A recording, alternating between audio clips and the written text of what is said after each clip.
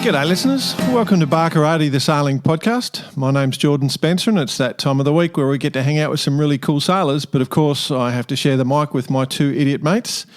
This week our good friend Mr. Brett Perry is literally getting on a plane as we speak, so we won't introduce him, but let's bring in the other bloke. He had a voice that could make a wolverine purr. Mr. Nick Bice. I didn't feel like crickets.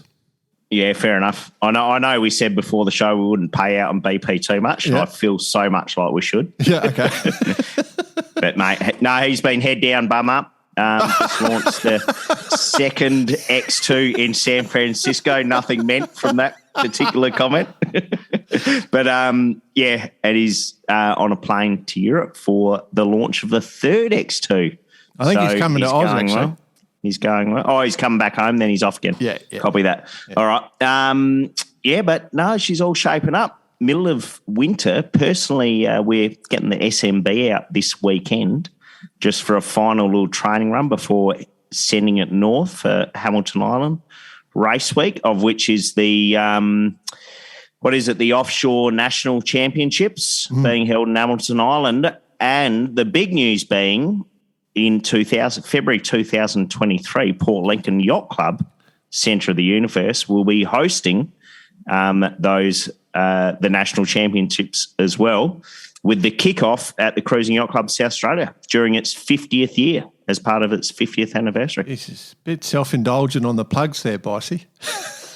Well, if I could only get paid for them, that would be the good thing. I'm just practicing. That's cool.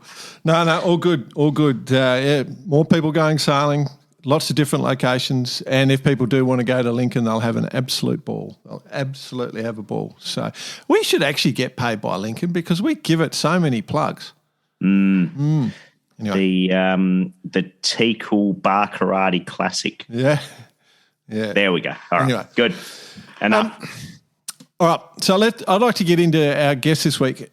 It's an interesting one for the listeners. If you've ever gone racing, this man is probably one of the most influential men in the world of sailing for the last 40 years, and likely you don't know who he is what I would suggest. There's plenty of people at the top of the sailing world that know exactly who he is, but this man has influenced all of your sailing for at least the last 40 years. So let's bring him to the show and then we can explain. Let's welcome Mr. David Tillett. How are you, my friend? Very good, guys. Thank you for having me on. David Tillett AM, no less. Correct. Recently inducted into this the Sporting Hall of Fame, David. Yeah, yes, the South Australian Sporting Hall of Fame. It was a great honour. To be recognised by your own state. I'm the second sailing person in the South Australian Sports Hall of Fame. The great Sir James Hardy is the first sailing person, and so it was a real honour to join him there. Yeah, great man, Sir James. We're going to get him on the show one day, I think, because he has some great stories. And, he has a family company that's heavily involved in the wine industry. And David, before we get onto your sailing career, your work career has a lot of interest for both myself and Bicey because you are a lawyer, but predominantly focusing on the liquor and gaming area. So Matt is close to our heart. Indeed.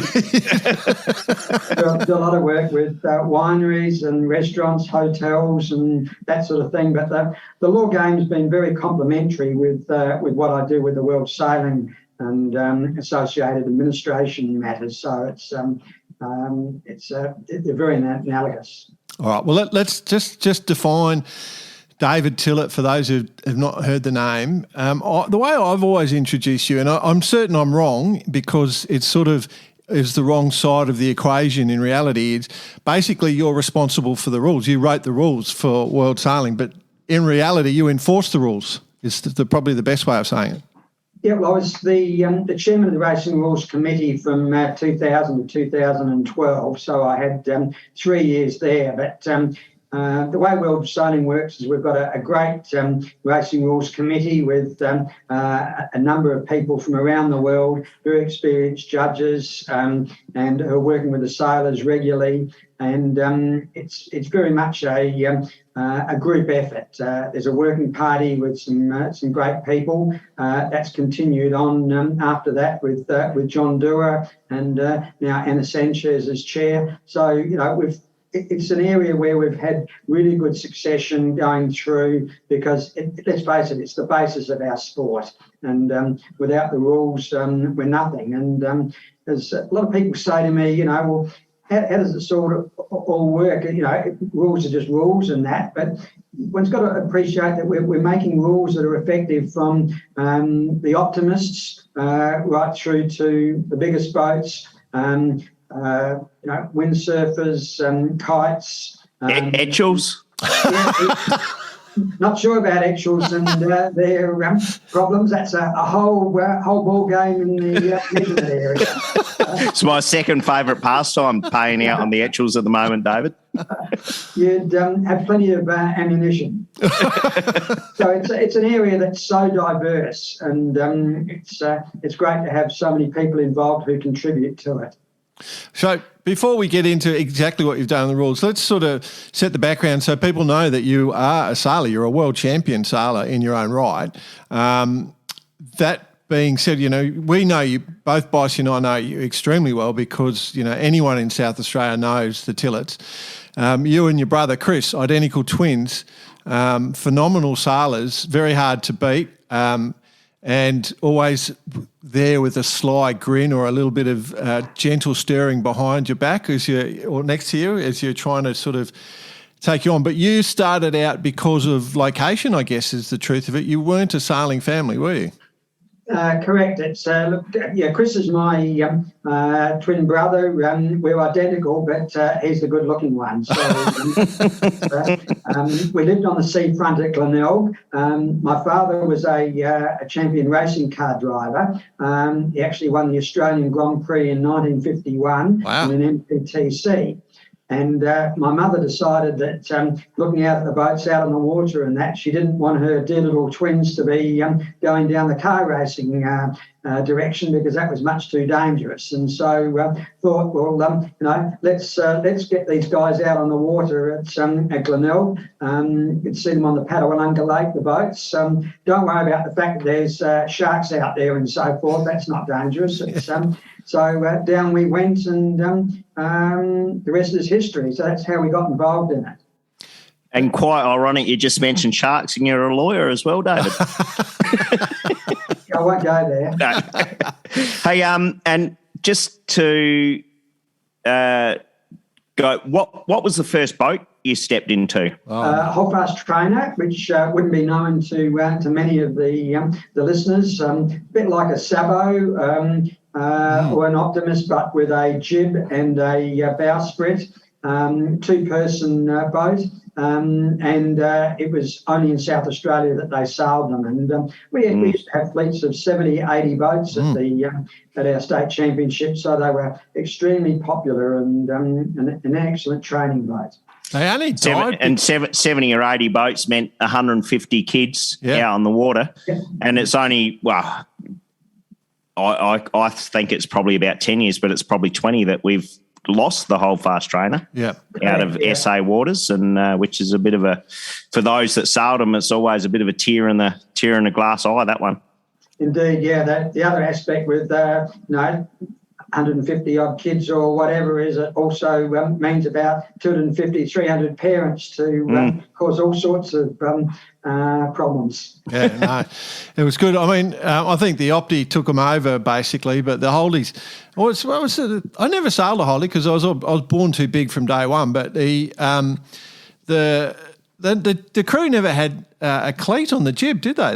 You just held the jib, didn't you, in those things? Yeah, and likewise when we went on to the international cadets, we didn't have jam cleats or anything like that in those days. Is that right?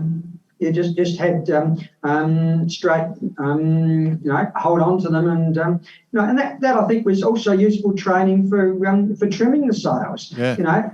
So kids are not just simply cleating it and sort of here we go and off we go. It meant that you were in a position to be able to go trimming the sails, and learn a lot more about it. So you rolled into the cadets, obviously, and dominated pretty much in Australia. At that time, though, there was no one was travelling to Worlds. So, your domination in Australia really didn't have any sort of basis or framework of where you were on a world level until... Correct, yeah. It made it difficult. In 1962, the Gleason brothers, I think, went to England and competed in the Worlds. But after that, it was many years, and it was... The Worlds were then awarded to Sandy Bay in Tasmania in 1969, and we sailed 3 years in the Holdies and then went into the cadets. Got second in the Nationals in our first year, won the following year, and then we had the Worlds, and was always for the Worlds in mind, heading towards that at Sandy Bay. So it was. The very first race, the invitation race, the first practice race, and there were two of them. There's the boats from mainly Europe lined up against the Aussies, and we had absolutely no idea how anyone would go. And one of the interesting competitors at that stage was Chris Law, who was the Claw top sailor, yeah, and. Sadly departed, but he often used to, at match racing events that I saw him subsequently that I was umpiring at, would come up and say, how's the guy that beat me in the World Championship? And I'd say to him, well, I've moved on and gone in this direction, but you've done very well at sailing going forward. Yeah, indeed. It's true. I know you're humbly stepping around the result there. You do admit you win, but it wasn't a close run thing. It was first. It was, I think, the first four races were wins, weren't they, for you? Yeah, very well informed. Yeah, we won the first four races, then thought, we've just got to get a couple of good results now and wrapped it up. So we won the next two races. We got third in each, and then the final race, when the pressure was off, we won by about 4 minutes. So it was very pleasing, and we would love to have gone on and sailed the following year and defended the title in England. But back in those days, it was so much more difficult with travelling, and that we did compete in the Nationals the following year and won all 7 races there. Hicko was got second to us in the Worlds, and then he got second to us in the Australians the following year. He went to England, and I think he finished second in the Worlds that year as well. But it was sort of the start of Australia doing very well in cadets, and it's good to see that it's continued on since then. And they're a very popular training boat still in Australia. Yeah, well, the Worlds are in Australia. The Worlds are in Australia, I think, at the end of this year. So. Correct. You're going to come out of and take them on, David? Look, it'd be nice to get down there and have a look at it, but the timing's not going to be very good because I'll be chairman of the Sydney Hobart jury again, and so it might be a bit difficult, but we'll see what we can do. Just reminding me, I'll mention that. Just writing it down. Just while Boyce is taking notes. David sailed with his brother Chris, and both natural-born skippers, I think, is the best way to describe it. And from my understanding, I spent probably more time with Chris than yourself, David. But David steered, you crewed, you did tactics, he did speed or something, and then eventually you grew to a size where you worked out that you're two skippers and you had to go your separate ways.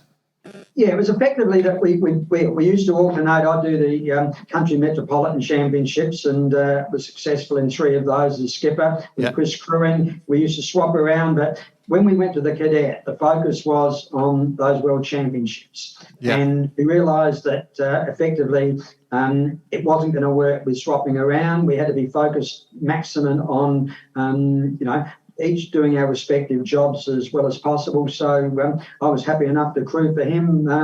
And Christopher had very good natural talent as a helmsman, and I enjoyed calling the tactics while he focused on the boat speed. Yeah. And I guess that split then became Chris went and focused to go down that Olympic path, and, he went in 84, and then one of the most controversial moments in Australian sailing in 88. and then with Brett Young as crew. And you went down to this path on the administration side, which in reality is that you officiated at so many events. I think it's 6 Olympics and 8 America's Cups, and then an enormous amount of other events in the sailing world. So that's sort of the story. Is that correct?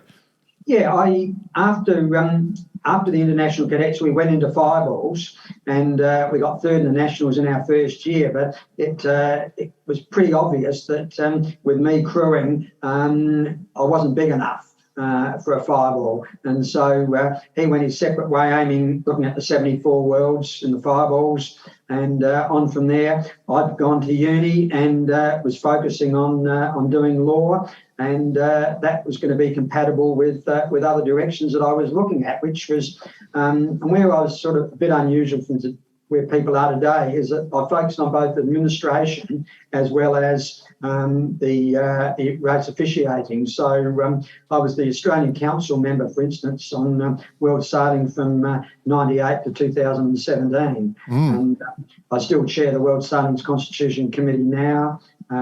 Chair the Racing Rules Committee, as you mentioned. I was on the Australian Yachting Federation and then Australian Sailing's Board for around about 20 years, initially as a board member and then attending by virtue of my position with council member representing our Pacific region, including Australia, New Zealand and the islands. How'd the whole sports admin side come on the radar, David? Did it just become complementary due to doing law, or it actually came before that?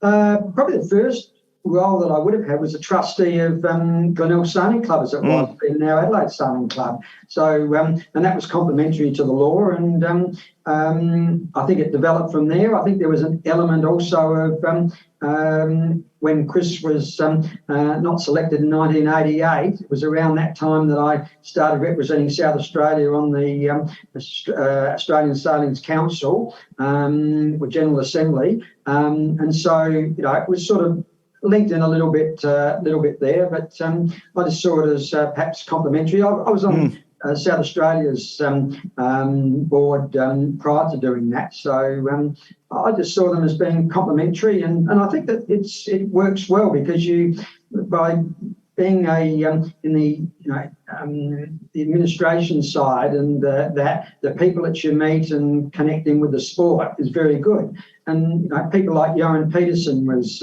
former president of World Sailing, very similar. He was a lawyer, America's Cup, Olympic chair, and formerly vice president of World Sailing. So and then became president. So that's that sort of thing. I think does become complementary, but it's very time consuming. Don't much. We know that? It's a sacrifice. Mentioning all those different committees and different areas and the different admin roles you've been in, you would have had several blazers in your cupboard that are left over, not to mention several tracksuits as well. Yes, I when I downsized from a 14-room house to an apartment about 4 years ago, a number of them went off to Vinnie's and so forth. Yeah, but I've still got a bit of wet weather gear there if you want to borrow some. It's just, it was something we thought of, it was like how many outfits you must have, and of, those, for those sort of roles too, they always come up, they're not the sort of thing that you'd wear out afterwards. They've got unique patterns and colours is all I'll say. Yeah, you don't wear them at a dinner party. No. You must have, I just got this visual image of like a whole room full of them. I can see red pants and like an Australian gold blazer at the minute. All very, very colourful. It's some of them, I must say, they're excellent quality. Some of them, the quality perhaps not quite as what you don't want to keep. For thinking about the quality, I guess that depends how long they think you're going to wear them. But one event, that's it. The thing that I guess one of the reasons we're sort of trying to get this is, one, because we really wanted to recognise everything that you've done, but also give some perspective. So, one of the goals of Bar Karate is to develop sailing, bring more people into sailing, make it bigger, better. And we got a lot of listeners who are at different levels, obviously. And so one of the obvious questions is, how do people become better at understanding the rules? What should people know? What should they do? Is there, what are the critical things that someone should do when they go onto the racecourse and have to go to a protest? Sure. I think the first thing is that there's some excellent productions around the place that people should read, and both World Sailing put out and various books. I remember starting off with Paul Elsham Explains, Brian Willis's book. There used to be a book then called Mary Parer, which was a more advanced book that unfortunately she's not with us anymore, and there hasn't been any equivalent sort of publication since then, because they're not exactly bedtime reading for a lot of people. So, but there's those. I think the other thing is always talk to judges and other people. They're more than happy to help people and explain rules and that sort of thing. They enjoy discussions on the rules, and that, I think, for people looking at getting into umpiring, judging, a mentor is very helpful, and people that they can always do to help them through, and making contacts. Making contacts is really important. We're at a disadvantage down under because there's so many events that occur in the Northern Hemisphere. It's expensive for organisers to pay for people to go there. The first international judges umpire seminars that I went to, I paid for myself and paid to go to events to get into them. The first international event I did actually was in Western Australia, which was the World Match Racing Championships in 1988. And that was great, meeting people like Brian Willis, Johan Peterson, etc. So, there's a number of things that people can do, but never be afraid to talk to the judges and ask them to help you. It's interesting when I coach kids and we talk about rules. I say to them, the amount of rules you have to remember when you're actually on the course it's only like 12 rules. 14 rules. It's not that many. It's not a lot of rules that you have to remember. The other thing is you must read the definitions and you must read the preamble before each section, because that clarifies which section applies. And just when you break it down like that and just show how little that you have to actually know, it's not onerous, is it? Our rules have been simplified.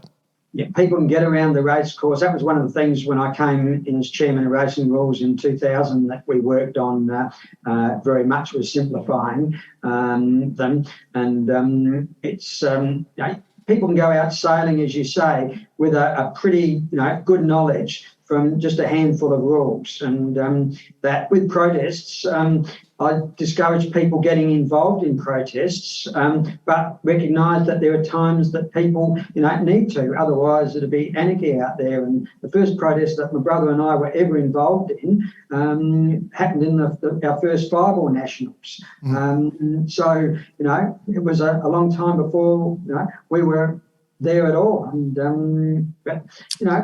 the rule book sets it out, the protest procedures and that sort of thing. But the biggest mistake so many people do is just go into a room without preparing, without thinking about it. Right.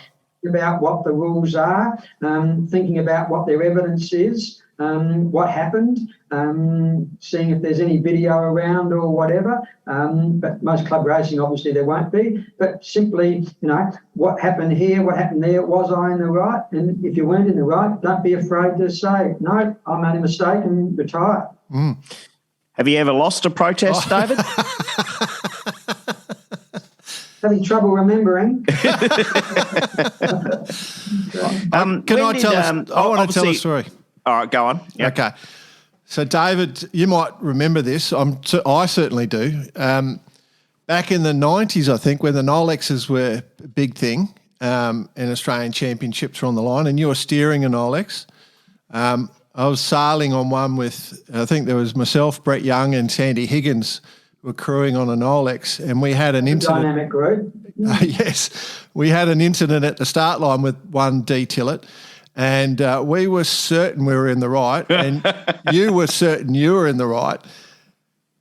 You should have heard the conversation on our boat. Oh, shit. Are we going to beat this guy on the protest route?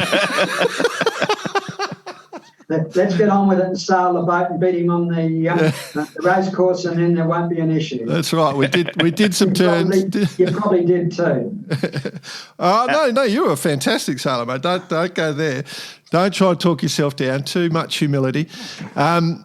Just staying on the role side a little bit. Obviously, a big transition is when we moved to on-water umpiring. That was probably one of the most influential, biggest things that's happened in recent times. When exactly did that take place?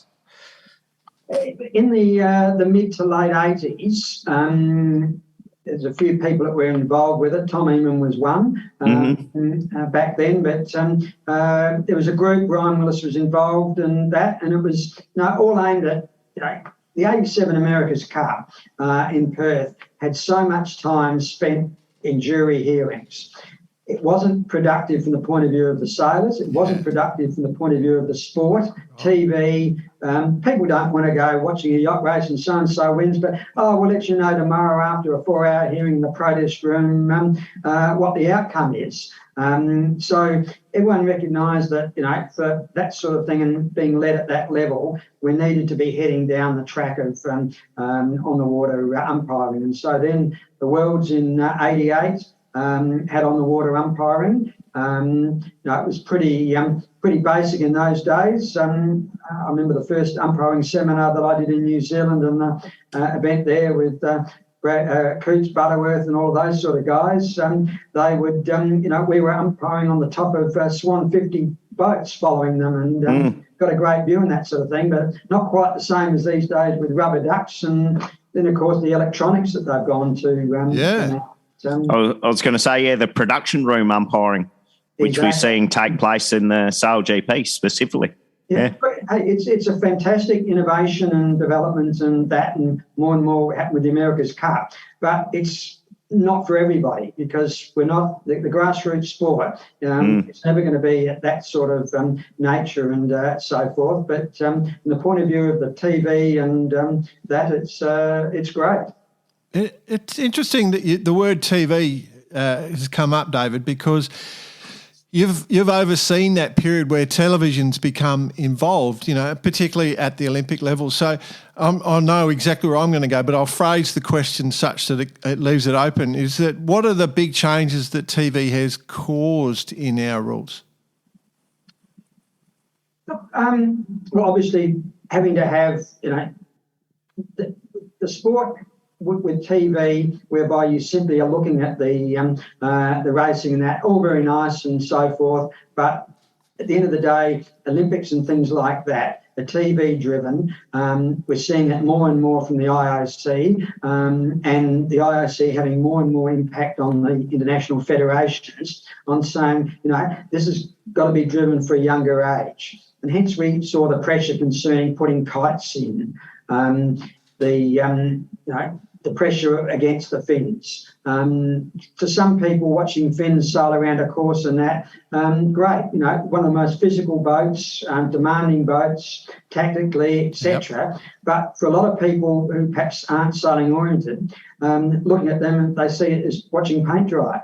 So, we can see more as we head towards Paris and so forth. There'll be a lot of influence with it. So, our rules have to be reflecting the need for making decisions promptly so that people know what it is. And it's been an evolving process. One of the biggest ones would be the gold medal race as well. Sure, yeah. And I was very much involved in that. When we first did the gold medal race and worked out the rules and so forth, the first thing that happened was that somebody had win the event before the end of it and they wouldn't go out and sail. So we thought, well, you can't have the gold medalist not even being on the course. So we had to change the rules so that they had to sail, use their best endeavours, etc., and sail around it. But a number of people would like to see this head towards a system whereby the gold medal race is simply whoever wins it gets the gold medal rather than accumulating your points forward. And that's a structural change that could occur. I could see it from a non-sailor's perspective. I mean, sailing itself is difficult to understand for starters. Obviously, for non-sailor, then let's throw a few rules in there. Then let's call it a gold medal race, and the person who comes fourth gets the gold medal. Or last, or second last. Exactly. It needs explaining by the whoever's doing the commentary. And the commentators play a vital role. Exactly. Sure. But one of the great things I think is sailing's TV coverage at the recent Olympics has been really good. It's won awards for that. And I think that's, use of drones and various other things and that, it's really good to watch. So but we've got to recognise that that's the very top end of the sport. We've got, 90% of the sports at a lot lower level, at club level and that, and without that club level support, we're not going anywhere. And so I think that's a fundamental foundation that, participation is a key issue going forward. Participation is a key issue going forward. I love that, mate. Absolutely love it. I would like to get into some of the coolest things you've seen, like because of your amazing time on the water. I remember I asked you this question a long time ago, and I'm interested if you give me the same answer. You've been on the water seeing the best sailors in the world at an Olympic level, at America's Cup level, at match racing, everything. Who's the best sailor you've seen sailing?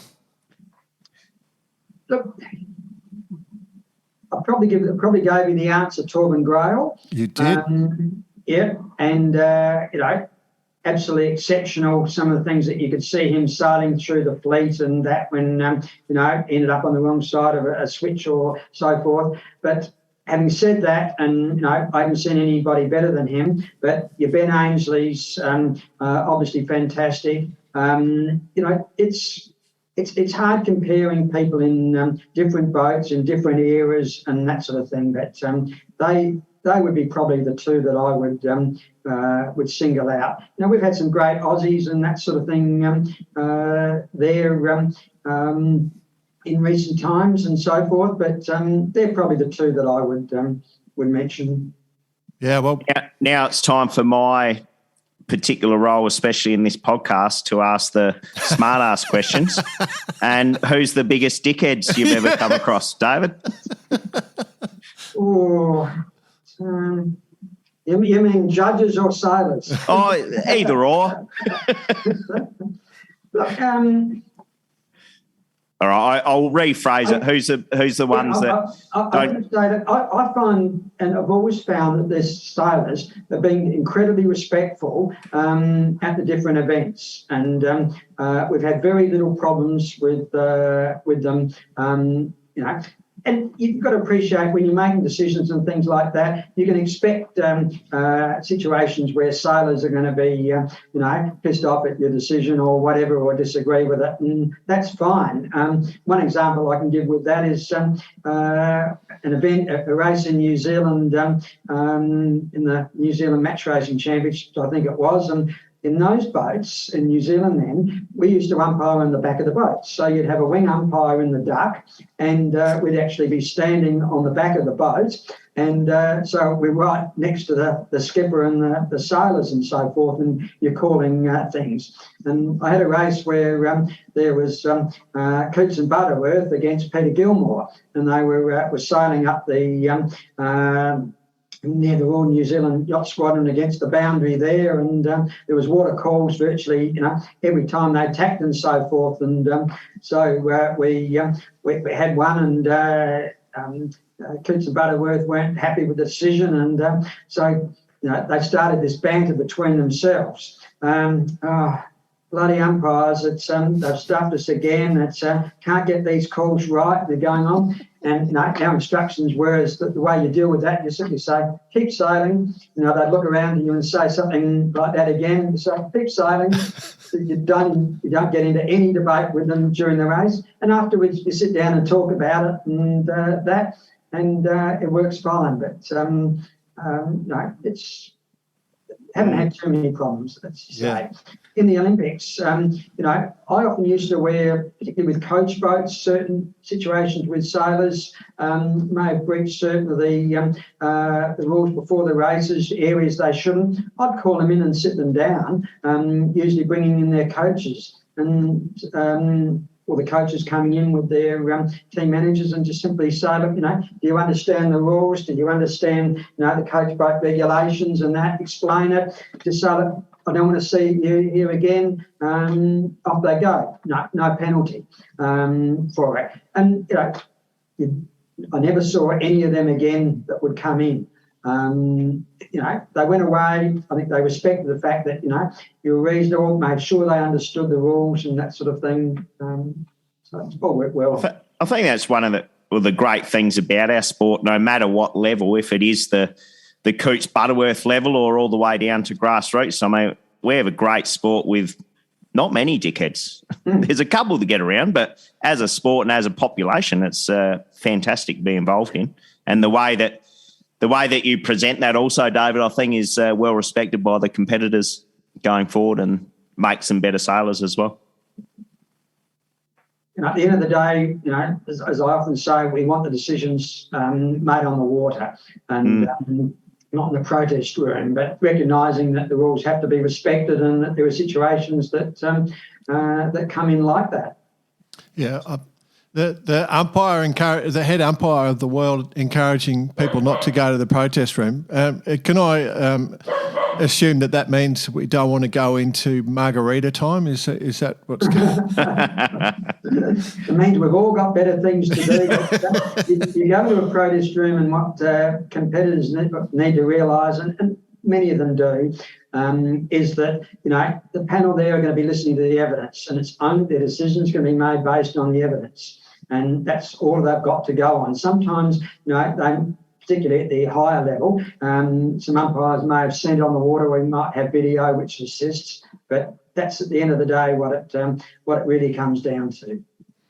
Yep. We see in some real high pressure situations, some sailors just absolutely go to water. Has there been the situation also in an umpire's position that they? Like in a high-pressure Olympics format, for example, that some decisions you wouldn't agree with? Oh, there's decisions that we see that, we don't agree with. And we have our debriefs, competitors come in, and I always encourage and was always happy to admit when you were wrong. And, that happens from time to time. No one's going to say just because an umpire makes a decision or a judge or whatever, it's correct. And, I've done a lot of appeals over protest hearings before. I remember doing one for Mark Salisbury and Nick Patterson over the 505 Nationals at Lake Macquarie years ago, where the protest committee, I thought, clearly erred, and we were able to appeal that to the New South Wales and appeals body, and they won the Nationals as a result of that. So these things that happen, and there's different interpretations. But sailors lose it on the course, and that there was a famous one with Ben Ainslie in 2012, I think it was in Perth, which I wasn't officiating at that event, but I was there at the time and saw it, and did have a bit of involvement after that, helping out resolve that. That would have been a super tricky one. Lucky we weren't recording Barkarati back then. Well, have you had? I saw what happened at the time, and I understood completely why Ben lost it and so forth. But he overstepped the mark, and he was the first one that recognised that he had. You've got to appreciate, which you guys I know do, the intensity that these guys are racing at, and how important it is to them, and that. But these things can happen. Yeah, I had a young lad I'd coached in some match racing, and he was getting to be very, very good. He went on to be world champion, and he was having some intense times with umpires, and I think the umpires found the pressure he put on them a lot, and he was getting some calls that were upsetting him. And he came to me and he's going, "What do I do? What do I do?" And I said, "Well, you got to manage the umpires as well as your competitors. Like they're under pressure, so you got to understand their situation." Have you considered the fact that you're out sailing everyone else, and don't worry about even match racing everyone? Just go and sail the boat down to the end of the course and you'll beat them, and no need for worrying about the umpires. And so that was a simple thing, You just got to calm people back down and understand it's just everyone doing their best out there. Yeah. They don't call him Super Coach for nothing, David. I noticed he only mentioned one. Yeah, that's it, mate. I've got nothing else to He was retired after that. That's it. Hey, Dave. And it was all him.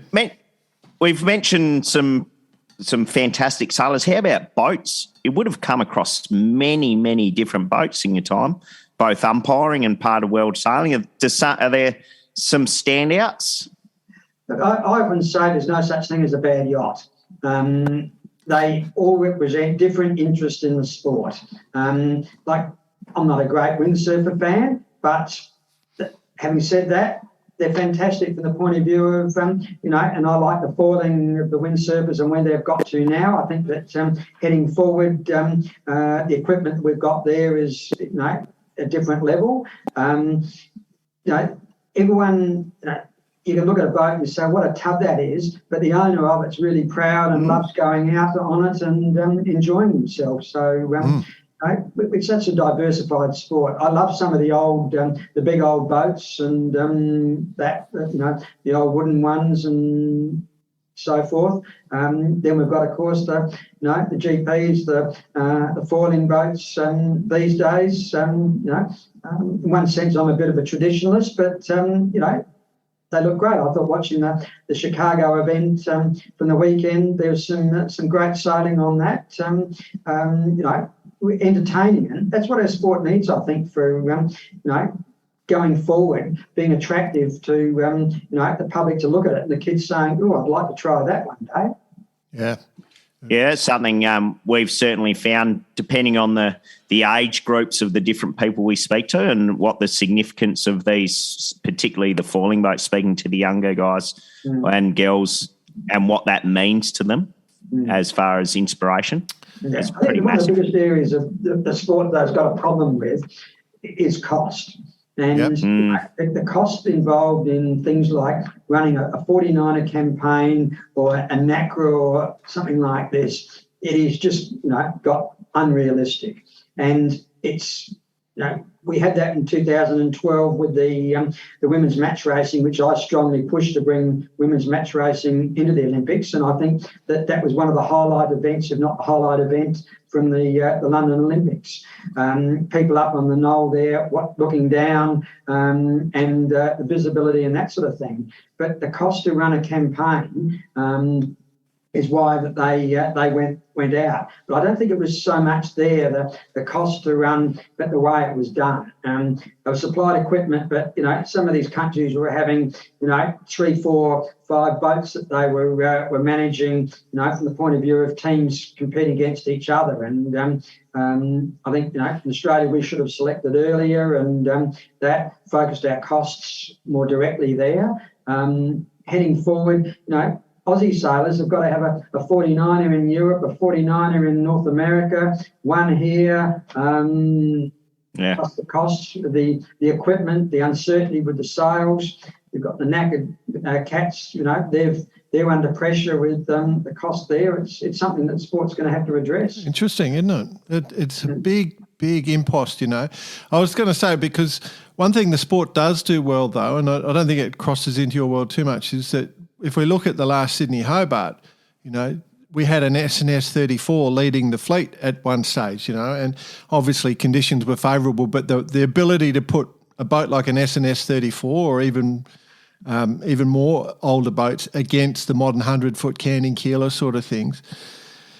Yeah, that was great, and the age allowance and so forth I get, and that, it's the Sydney Hobart's a fantastic event like that, and should be a bigger and better fleet this year, and as we move on. Double-handed, mate? What do you think? Look, provided the safety factors and that are all addressed and so forth, I think that's the key issue. I think you can debate the question of whether or not they should be able to win the Tattersalls Cup. theoretically, from a handicap point of view and that sort of thing, provided it's taken into account in the ratings and so forth, there's probably no reason that they shouldn't be in there. It was a pretty controversial issue from the point of view of the organising authority, which I did some hearings in respect of previously. But they proved themselves in a pretty tough event last year. The sailors got through, but it needs to be monitored from a safety point of view. So did the TP52s, didn't they? Well, shall we just move straight into the TP52s, Dave? No. Well, that case was, all about, of course, who won the Tattersalls Cup, and it was about a straight safety issue. In many senses, the matter wasn't that difficult. Took a long time with evidence and that sort of thing on it, but the facts were simply there. A lot of those rules were introduced after the tragic Sydney Hobart, and it's pretty vital that one needs to be monitoring and having your boat set up such that you can hear any of these calls. So it was we had a very good panel for that. I chaired it, as you know. We had John Dewar from England, who was the current chairman of the Olympic jury and the current chairman of the World Sailing Racing Rules Committee. Rosie, who'd been on the Olympic jury that year. Russell Green, the New Zealand rules advisor, international judge umpire from the past number of Olympics, and Jamie Sutherland, who's done a lot of Sydney Hobart stuff. So, it was no doubt with the panel as to what the outcome was going to be. But we didn't want to have it such that the penalty was, such that it would take away second. It deserved a penalty, but it had to be sufficient to warrant the offence. I mean, we were watching from the sideline at that particular time, and it was quite clear to us also what the outcome was going to be. But it just did seem to drag on, and a bit of an appeal and all sorts of stuff going on. But we won't go into that. We've had there was a request for reopening that occurred on the following day, and that was regrettable. The hearing, one of the important things is when you've got a hearing of that nature, you've always got to make sure that the competitors, particularly one affected, has every opportunity of putting to the panel whatever they want to, and they had a lot of stuff that they wanted to do, a lot of explanation and so forth that they wanted to put to the panel. That's why the hearing itself took a while. The reopening the following morning didn't take that long. It could possibly be your next book, David, about all the trials and tribulations of the Sydney to Hobart. But you do have one book. You are an acclaimed author. Could we say author? Well, it's right. Or was it a bit of it? Jointly with a number of people, with their other panel members in the America's Cup, we published a book of decisions after, and this now it's the arbitration panel that we have made. The current one from the last America's Cup is pretty close to going to publication, and it's going to incorporate a lot of material relating to some information, historic stuff that hasn't been in previous editions. It's interesting that the one America's Cup that no one knows, seen in public, the decisions that were made by the arbitration panel was the 2016 one in Bermuda, which none of the current crop, etc., were involved with. But that was a decision by the defender at the time, and that's their prerogative. Yeah. But I think it's regrettable. I much prefer total transparency and, these things being available for people, and we like to post them on the websites, and that as soon as we make the decisions. Okay. New York Times bestseller list on its way, mate. Record Look, office. Look, if you can't, I'll send you an autographed copy. Okay. That'd be unreal, actually. I'd love that.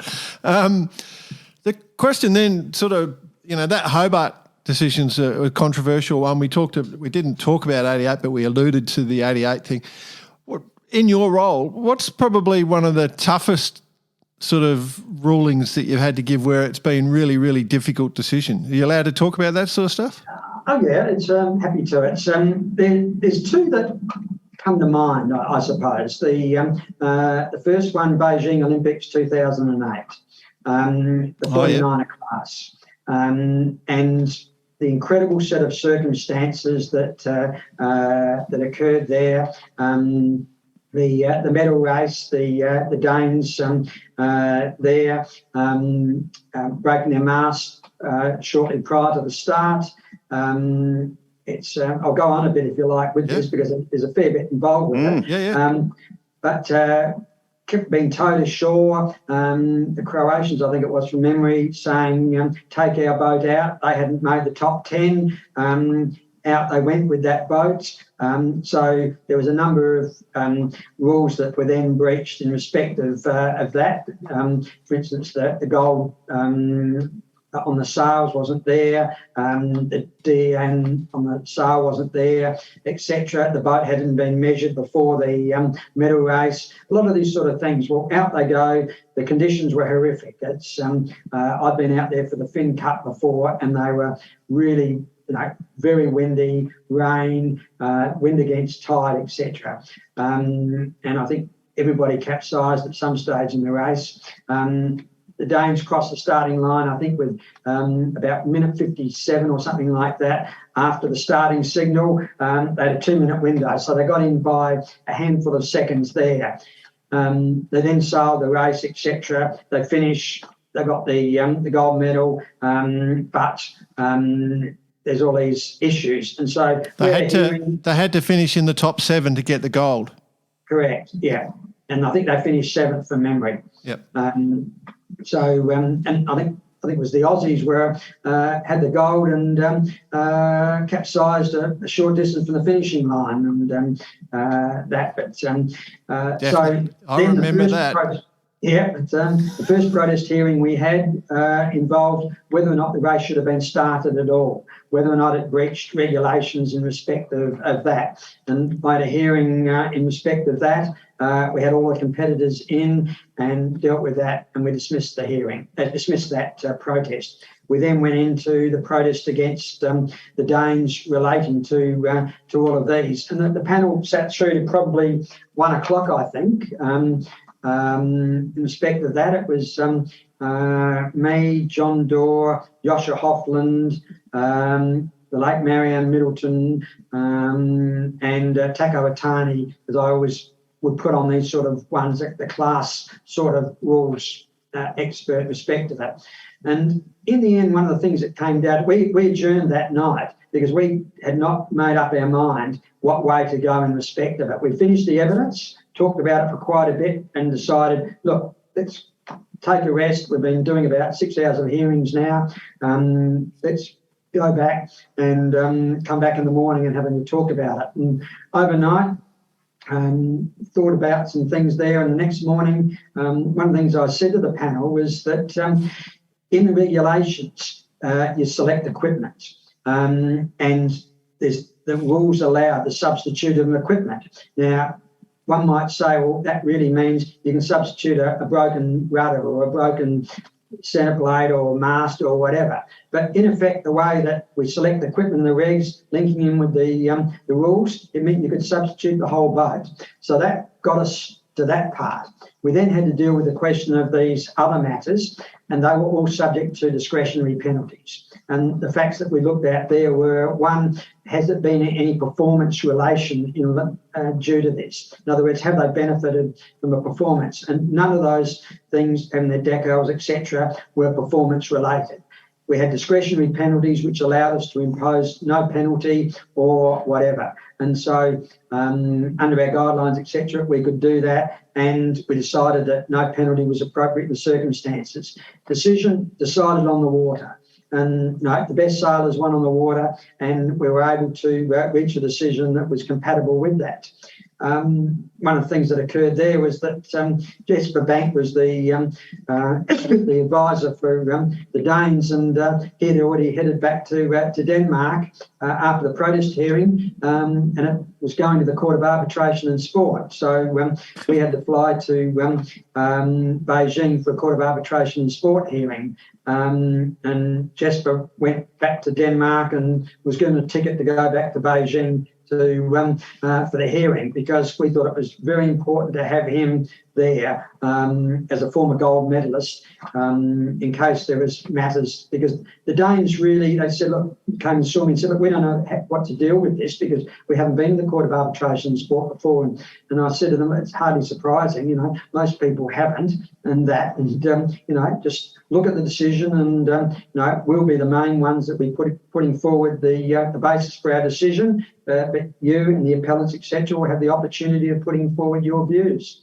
So that was a tough decision, but one that I was very pleased with the outcome. That I thought fairness was there. The America's Cup in 2013. The one where we penalised Oracle for 2 points for the lead-up events, where there was the lead found in or the weights found in the king post. Yep.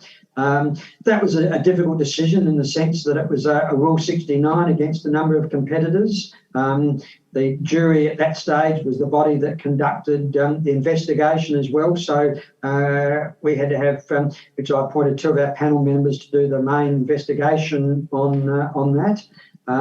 These days, the rules are now different, whereby at the level of these sort of events, the higher level of the sport, Olympics, America's Cup, etc., there's an event disciplinary investigation officer. And so it's independent of the jury, and I think that's a real positive step. But I strongly opposed that applying to the majority of the sport, because you can't have that at club level and that sort of thing. That's just not feasible, and for world championships of most classes and that sort of thing, it's just an additional cost for organisers. But at the top level, that was appropriate. So we had that one there, and then we had the question then of what penalty to Oracle, which was under a separate paragraph in the protocol. And that we penalised in the two races, so they started at effectively -2.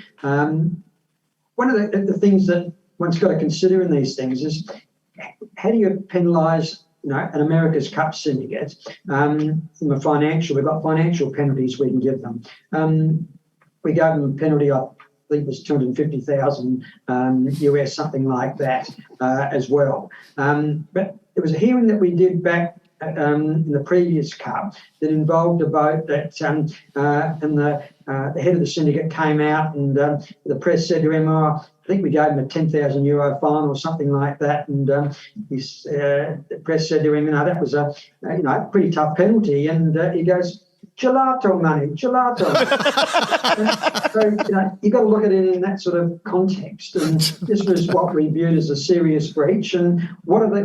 At the end of the day, what are they out there for? To win the cup. Just like we penalise boats, points in races and that sort of thing. So that's why we did that. And that's the first time that's happened in the America's Cup. And it's a matter of, what are they aiming to do? They're aiming to win the event. So give them a penalty relating to the event. One of the things a lot of people wouldn't realise with those monies, what happens to them. Well, in that particular cup, the jury had a role whereby we penalised financially. We could give the funds to a charity. It's so the first one we had, we penalised the team. I think it was 75 or 100,000 for not going to the Louis Vuitton ball. There were issues related to that, and they decided to boycott the Louis Vuitton ball. So that was, the fundamental sponsor for the event, and so that was a significant issue, not to be there. So in each of the cases from memory, we gave something like 50% to the mayor of San Francisco's fund for underprivileged people.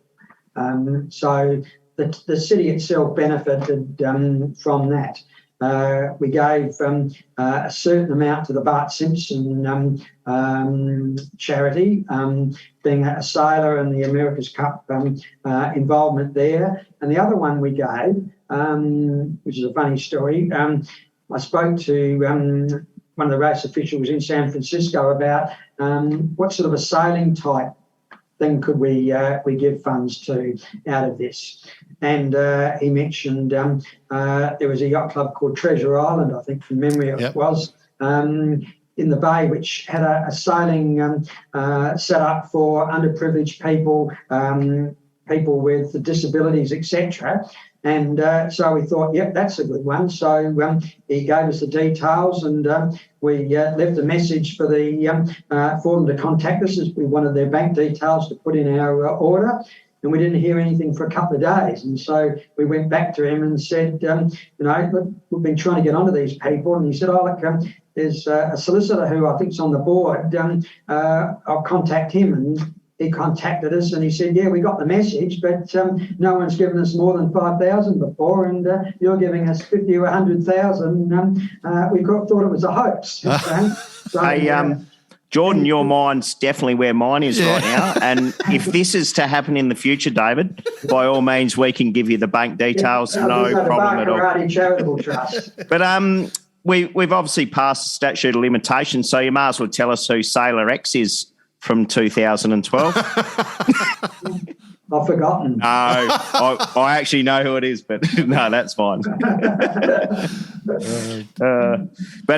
Maybe we could. Sailor X, we heard the evidence in the case, and obviously with the Rule 69, you do the inverted commas charges based on whether or not there's a prospect of finding that they were guilty. We heard the evidence and decided that the evidence wasn't sufficient to penalise him, so exonerated him. So, well, given the current situation Julian Assange is in at the moment, I'm not going to start up my new webpage, Yachty Leaks, just yet. But I thought that could be a little side project for us, David. There was a lot of speculation as to who it was. Yes. I've got to say, David, we're basically out of time, what we've asked you to provide for us. So, but I do want to say that 2008 one where you went to the whole process of who the actual sailor, the best sailor, to try and bring it back to that, that's the sort of thing you want to hear as a sailor, I think, like a fair-minded sailor. So I think that's a brilliant outcome to what you did and how you went about that. So, that's the sort of thing that we love. I think what did you call the officer, the investigation officer? What's it called? Event Disciplinary Investigation Officer. Yes. Yeah, I believe Nick has spent quite a bit of time in front of of those in the past. So that was the disciplinary commission. Close friends with them. Yeah. Anything else, Nick, before we have to sign off, my friend? No, not in regards to any further questions. But look, David, just finally, what I'd like to say is we really appreciate you coming on. I know there's a lot of interest from around the world on particularly this side of things, and the way you've explained it and how the sports admin thing works is great. So I want to thank you very much. Pleasure. No, thank you for inviting me on. The last thing I have for you, David, is just around yourself, because we know that your working career. I think this is in the last few years of your working career. What's next? Are you going to continue in this process, or you're buying a boat and disappearing, or what's the plan for Mr. Tillett? I think I'll certainly be continuing through to 2024. There's a couple of events on in 2024 that I may have some involvement. Have certain interest with.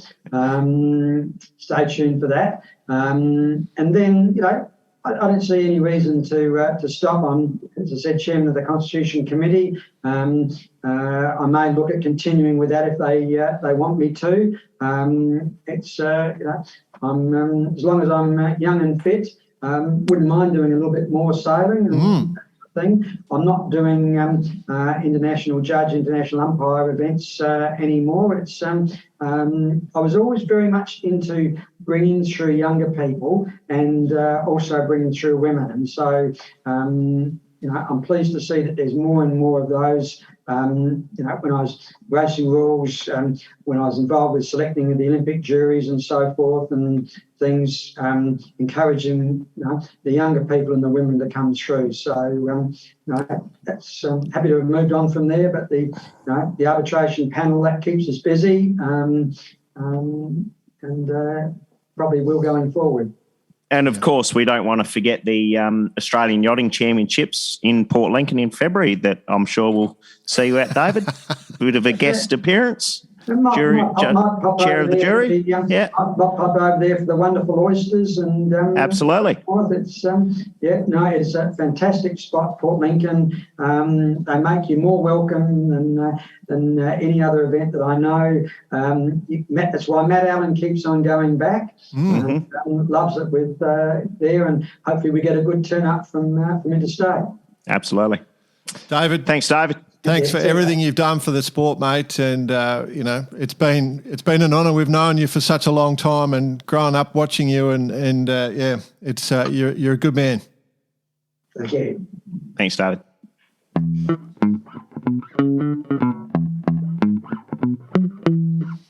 Awesome discussion, boys. BP, what do you think of that? Loved it. Loved every second of it. I particularly like the bit where who was the guest? Yeah, no, David Tillett. No, Dave Tillett. No, yeah. I know. I'm sorry, guys. I am here for the outro, but I was sitting in the Q lounge and I was about to try and get the plane delayed, but unfortunately I didn't have the power to do it. It was good, mate. Great discussion, Dave Tillett. Great sailor and great man. Does so much. The altruistic element to putting so much time over so many years into our sport. A lot of respect for the guy. And fair mind. You know what, fellas? Just recently in the hunt for a sailing ops manager for the Cruising Yacht Club of SA, I've been chatting with a few of the other states, and there's a lot of jobs in yachting from the sports admin point of view. Heaps. And I mean, sailing itself, to be on the water is one thing, but to be part of the sports admin side is another thing as well. And David's just highlighted that completely. So if you're young, budding, you don't have to be young, but there are opportunities there to make sailing There's part a chance to make a part career of your is life. what you're trying to get to. Yep. Basically. Yeah. Very cool. Excellent. But great interview. We loved it. We could have gone multiple interviews with that one, obviously. But yeah, there you go. Club events, boys. Good week this week. Good week. We'll call them club events just for the sake of getting them on the show. Plenty on in there. Yeah. 5.5 metre worlds. BP, you'd be fizzing about that, wouldn't you? Oh, look, just because, our one John Bacon has gone over there. There's I think there's 3 or 4 boats from Australia that have gone over and are competing. Bacon. So, what have they done boat-wise? Send their boats or pick some up over there? I have to say that they did send them over there, but they were having all sorts of bothers with shipping. Great time of bloody life to start shipping stuff around. Well, they nearly didn't have it there. So and the guy, and same with the guys from the Warrell a few weeks ago. They were nearly borrowing boats to compete. The 5.5s they're on in Scandinavia in Norway, and so Hanko. That's what Hanko, yes, and so that's good. It was apparently meant to be there last year, but due to COVID, as we know, it was postponed. So it's now on this year. So I mean, it's always a cool class. I love the boats. They're a great looking boat. And actually, having the privilege to sail them this year was fun. So good luck to everyone over there. It starts tomorrow. Yep, Norway, June 27th to July 5th at the Royal Norwegian Yacht Club, the Evolution Cup, the Classic Cup, and the 5.5 metre World Champs. Should be a ton of fun. We know a lot of people going to be there, so very interested. Good luck to everyone competing. I had a look at the forecast. Doesn't look like it'll be win from every part of the compass is what I'll say, is what it looks like. The other one that's on is the ORC World Champs just at Porto Cervo. What a bummer. Yes. Imagine Horrible place for a bit of a yacht. Sailing. Yeah. No, not going there again. Never. There's about 70 boats turning up, all different classes, 3 classes, a long offshore race, a few inshore races, a short offshore race, a few inshore races, and everyone just having a shit time in Porto-Cervo. Terrible time. Horrible place to go. If you've never been there, make The listener can't see this, but I do have a wry smile. I have a wry smile as well, and I can't see Jordan. Yeah. Well, you know what I think. I'll be happy. Anyway, it's all cool. Yeah. Yeah. No, awesome. ORC Worlds. Good luck to everyone there. Jack Lloyd, listener of the week. We've got a couple of entries this week. 2 really good ones, boys. Hard to choose. Shall I guess I'll give you the Just spiel. give us a little rundown on who you've What got on your your thoughts list there, are, Jay. because what your thoughts are important. I'd like to. I'll bring in the first one. So Ella Boxall. I want to get this one out there because she wrote to us. We're shit at responding because we get so many emails. How do you really feel? We're not great at responding. We get a ton of emails, and we've got other stuff going on, but we do read every one of them, except all the Australia Post ones. Hi guys, I've been following you guys for a while, and earlier this year would listen every Monday morning at the sail off the door. Why have you stopped? Honestly, love the podcast so much. I have found it keeps me passionate about sailing during periods of low sailing or lower confidence. I really enjoyed the most recent ep with Sci-Fi and enjoyed the one with Schaefer.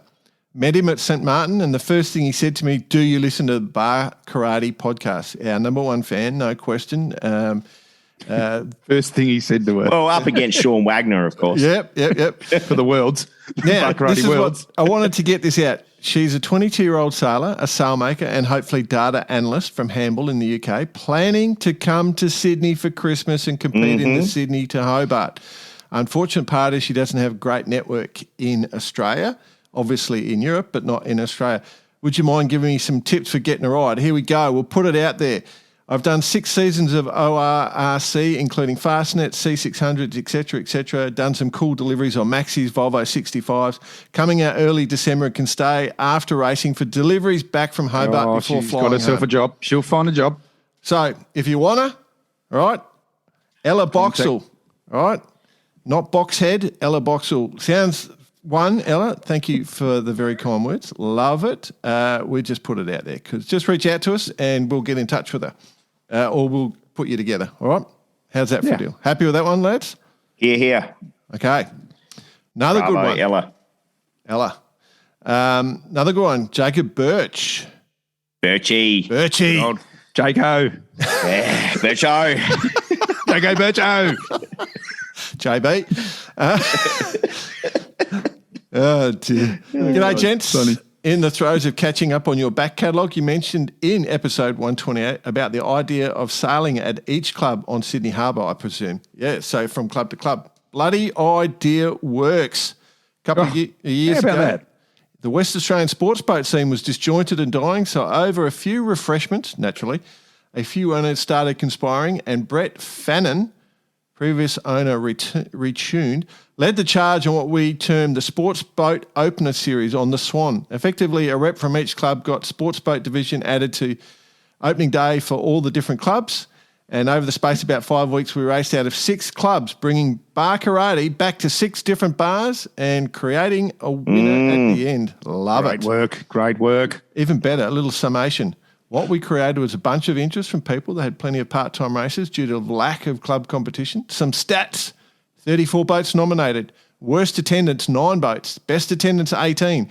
Refreshments traded between boats while racing, 6. Boats with muddy keels, 3. 3. Vipers T-boned, 1. 1. Mate, you need a dinger in your super thing. Ding. I reckon. Yeah. I want to put. I'm going to say Jacob. I'm nominating Jacob. Loved Ella's email, but Jacob loved that. We got a million other emails, but they're the 2 that I grabbed this week. Any other disputes on that, boys, or happy with that? No, I'm pretty sure we're going to hear a bit more from Ella. Yeah, so she may be in the running for a merchandise pack a little later down the track rather. Jesus. But for the time being, Birchie, Love it. you've got it now. Jaco gets my vote. I like his stats. I think the fact that there's been a few muddy kills and a couple of T-bones. Love it. Love it. Cool. All right. So, yeah, on fire.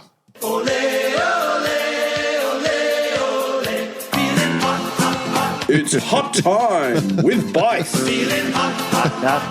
You know, BP, if we ever have a segment for you, we're just going to use that BP sledge the whole time, you know.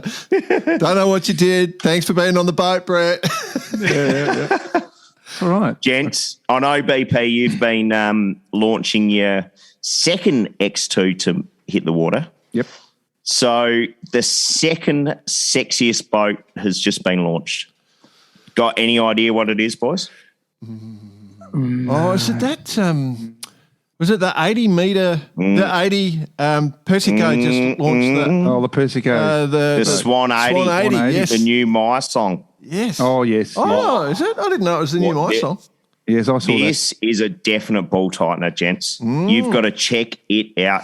Go. I mean, it's all over the book and all the other social feeds, but check this boat out, how nice it looks. Beautiful. Just looks the right sizing as well. And something of interest to me is the obviously the workmanship in it. So there's a whole heap of interior photos and stuff, and then of lifting keels, and it's got a whole heap of hydraulics and stuff, but just beautiful workmanship, the whole thing.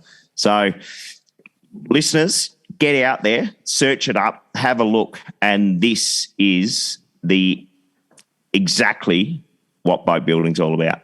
It's just a beautiful looking craft, and the lines are sensational. Second best boat compared, obviously, to your little vessel, BP. And while we're on it, just give us a little update, if you could. Oh, mate, it's been a flat out couple of months with the 1 and 2 being launched on the water, and thanks for asking. But it's selling some more, BP. Yeah, You're on fire. Just at the clubs, when we put the boat in the club the first day in Alameda, which is in San Francisco, where it's living, it just stands out like the proverbials. Dog's balls, BP. Yeah. Dog's balls. Dog's balls. It just stands out, and it's got such a good response. And we have sold another one, so we're looking good to sort of make a bit of a stance. The boat is sailing above expectations, which is what I like. I like having a nice base, and then we can move forward. Once the guys and girls got hold of it, they can start doing their own thing with it a bit, in terms of tuning and going, working out how to sail it. But I actually had more time on this boat than I had on number 1, and I spent hours with the owner, Jack Pirac, in San Francisco, and actually just different modes and tried different things, and the owner's got a massive smile, so we're really happy. Bravo, Jacko. Good choice. Good on you, choice. Jack. Just so you know, BP, at the start of this episode, Bicey described you as being head down, bum up in San Francisco. So just so you know, where in more ways than one. That's why I couldn't get hold of you. You have no idea. Every boat's got a rainbow flag on it. Oh, good. Bring back the rainbow. Bring back the rainbow. Rightio, gents, next on the list, TP52 wells. Sailed out of Cascais.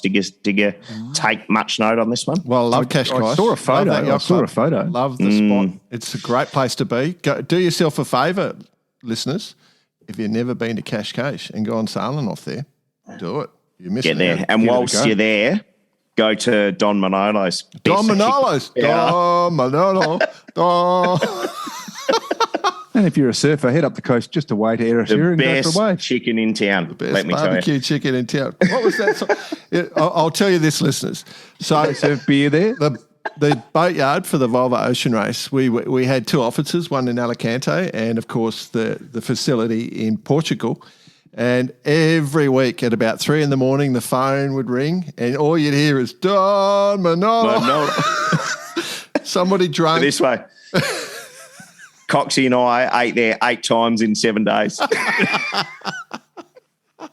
We did a double one day, lunch and dinner. Was that a whole chicken or what? Well, you had half a chicken per serve, so yeah. A whole chicken. It was a whole chicken day. And about 3,000 beers. Old Don was looking like he was on his last legs a few years ago. We better check in to see if he's still around. Hey, guys, we're bloody talking about a boat boat race here. Oh, sorry. TP52 world champ.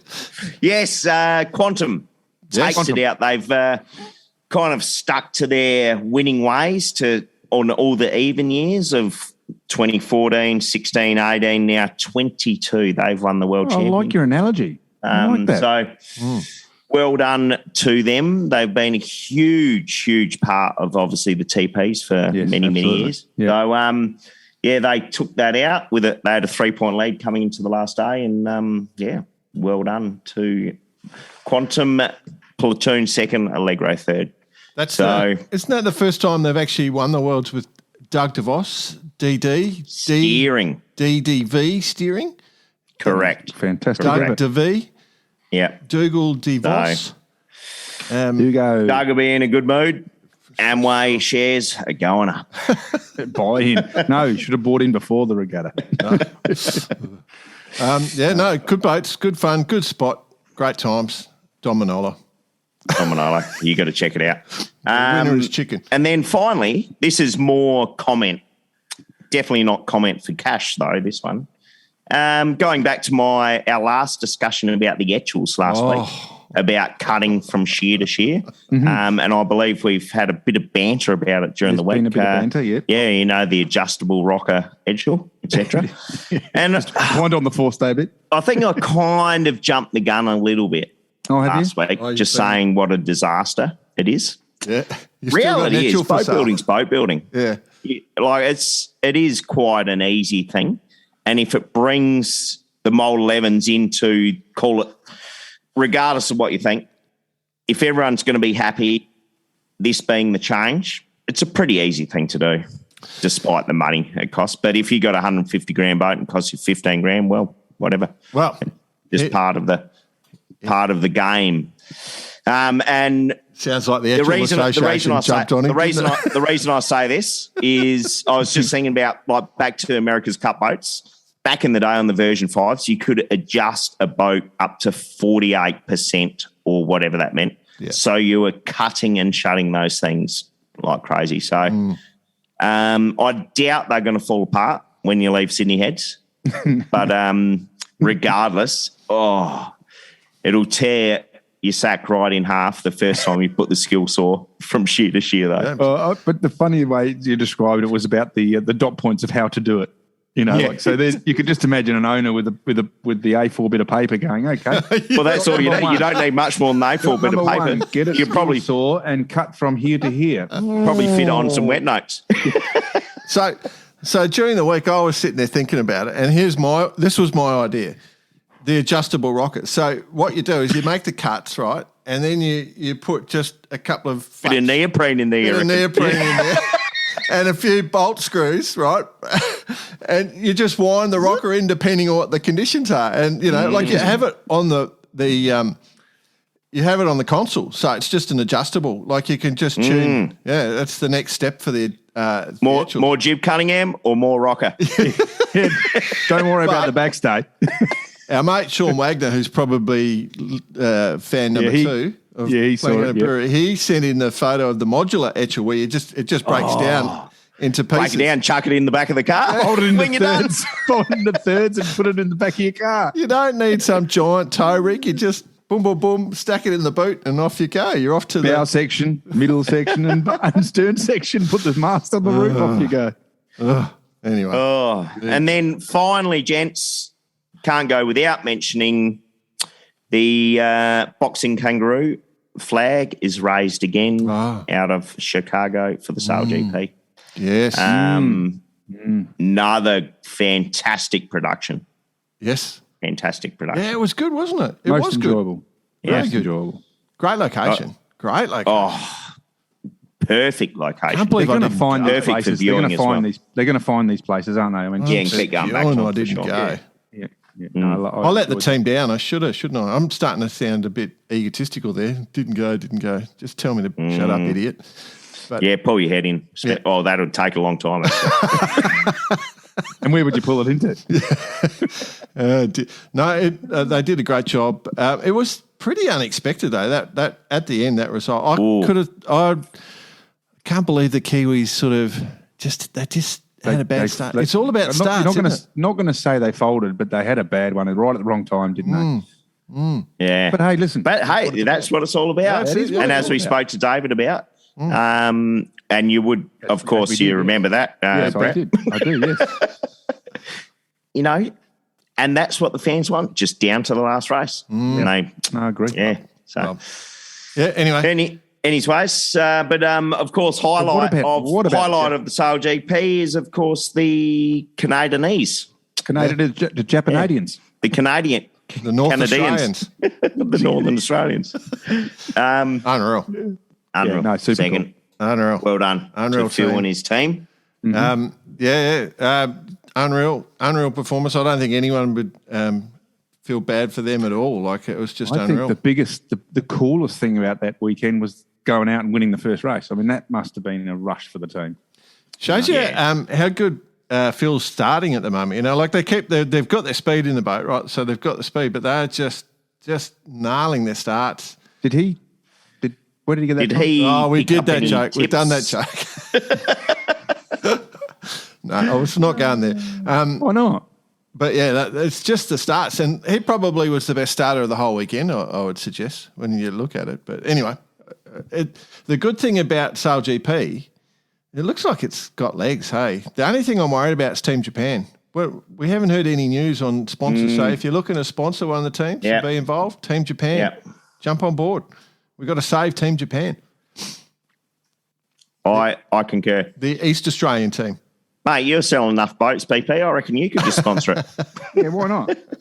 Give it a crack. Hey, boys, is that you, boss? Yeah, I'm done. Yep.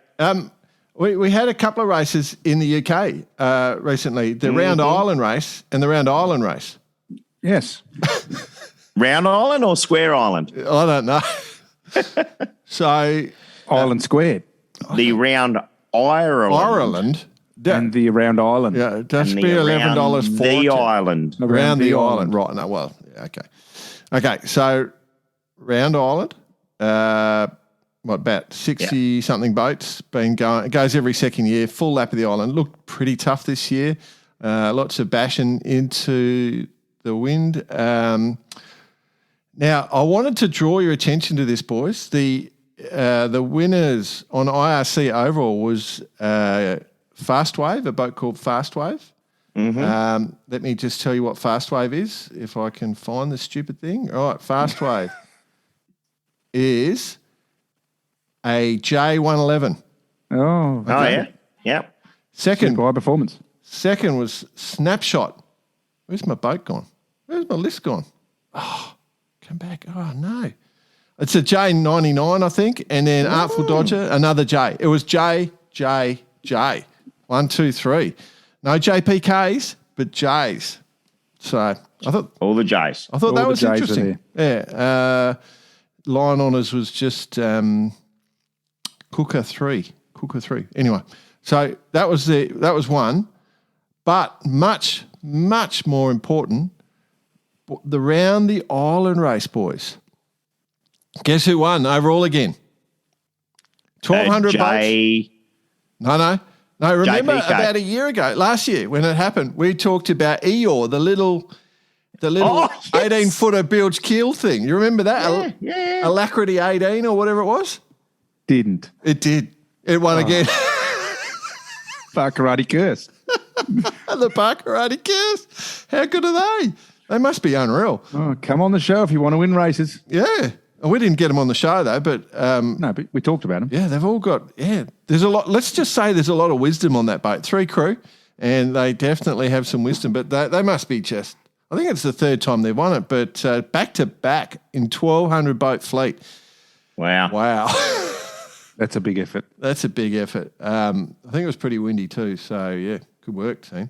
Far out, hey? Bloody awesome. Bloody awesome. The other one we need to, no humour on this one at all. We do have to mention that in the Newport to Bermuda race, we have lost a sailor, which is always devastating. So condolences to the family of Colin Golder, a New Jersey-based sailor. He was steering his boat in strong winds, about 325 miles off Bermuda, and in the news report it says he fell overboard, and that's the detail. After extended effort, Mr. Golder's body was recovered by the vessel's crew and the vessel's returned to the mainland.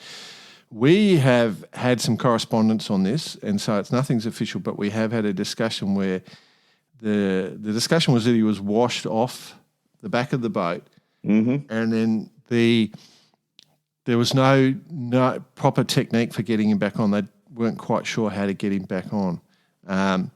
So I thought we should discuss this, boys. I just wanted to throw some ideas out there. If one of your crew goes overboard, what's the process? What do we reckon the process is?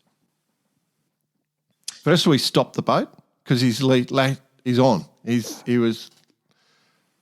Well, there are some protocols that I know some boats do go into, and depending on the size of your boat, that does change, and that may or may not include a swimmer and a harness to halyard, get them back on board with the halyard. I agree. If they're conscious. Yep. I mean, it's a whole different story if they're unconscious because it's a lot harder to deal with. And of course, depending on the conditions, you have to be extremely wary of putting a swimmer in the water. Yep. Because you're going to put back to our other people Schaefer, in danger as well. Yep. So Schaefer's thing, that's important. A couple of episodes ago. Yeah, absolutely. And I think as we spoke about with John, it's going to differ to every boat. If it's the 30-footer to 100-footer, you have to have your own protocols. I think you can add to say it's going to differ with every different condition as well. It's like I don't think. So here's my theory. Practice. 100%. Practice. Yep. Do not go out and do an ocean race without having your crew having an agreed plan on how to recover someone back on board. Practice. Know where your safety equipment is.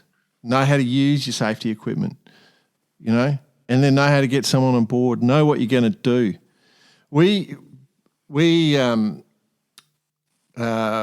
and I were involved with a product that's a life-saving device that's sort of got, COVID's killed it and there's all sorts of crap going on. But we have been doing some consultancy work and we may have come up with the best man overboard idea in the history of the world. It's a consultancy thing.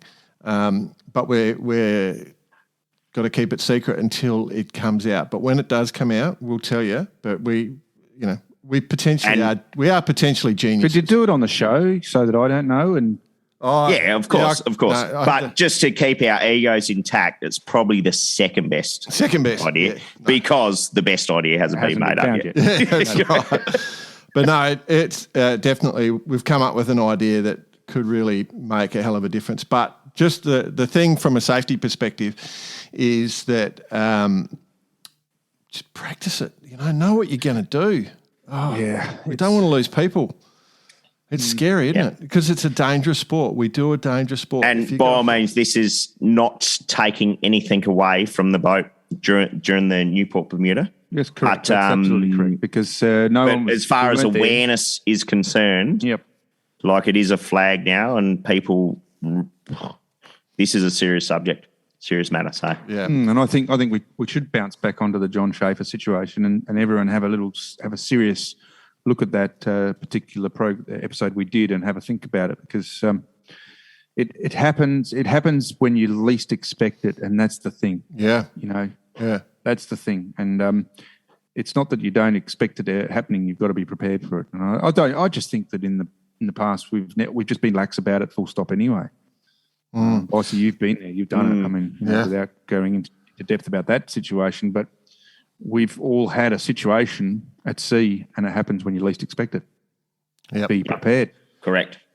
So, we want, Barcarati exists to get as many people into sailing as possible. Let's make it exist for keeping as many people alive as possible as well. So no criticism extended to any of the members of that crew. We're not criticising anyone. We're just trying to have a discussion and bring thought forward on people's ideas. So that's the whole gist of it. So,